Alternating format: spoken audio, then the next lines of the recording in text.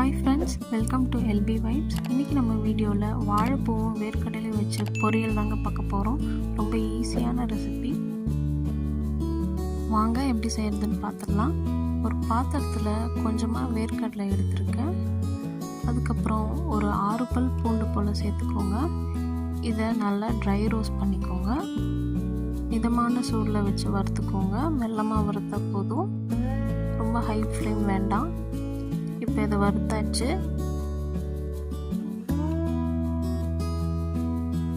இது தனியாக ஒரு பாத்திரத்துக்கு மாற்றி இது கொரப்பாக மிக்சியில் அரைச்சி எடுத்துகிட்டு வந்துக்கலாம். பாத்திரத்தில் இப்போ கொஞ்சமாக எண்ணெய் ஊற்றிக்கோங்க. கட் பண்ண வாழைப்பூவை சேர்த்துக்கோங்க.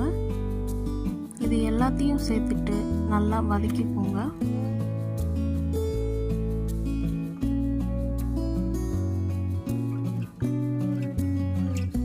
எண்ணெயிலே நல்லா வதக்கி விட்டுக்கோங்க. இப்போ அதை வதங்கிடுச்சு. அதுக்கு தேவையான உப்பு சேர்த்துக்கோங்க. இதையும் நல்லா கலந்து விட்டுக்கோங்க.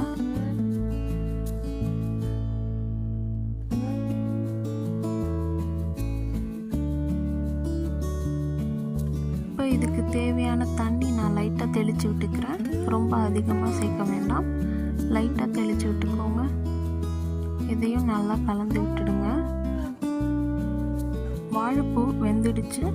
இப்போ நம்ம கொரப்பாக அரைச்சி வச்சுருந்தோம் இல்லையா வேர்க்கடலை, அதை சேர்த்துக்கோங்க.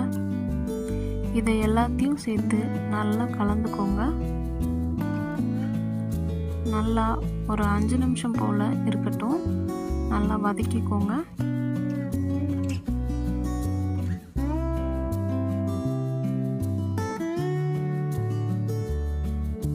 இதுக்கு தேவையான மிளகாய் தூள் ஆட் பண்ணுறேன். நான் இங்கே குழம்பு மிளகாய் தூள் தாங்க ஆட் பண்ணுறேன்.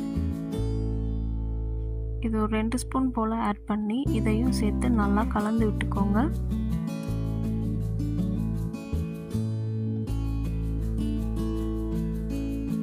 இப்போது கொஞ்சமாக கறிவேப்பிலை ஆட் பண்ணுறேன். இதையும் சேர்த்து நல்லா கலந்துக்கோங்க. நம்ம பொரியல் இப்போ தயாராகிடுச்சு. ரொம்ப ஈஸியான ரெசிபி. இதுக்கு தக்காளி வெங்காயம் எதுவுமே தேவையில்லைங்க.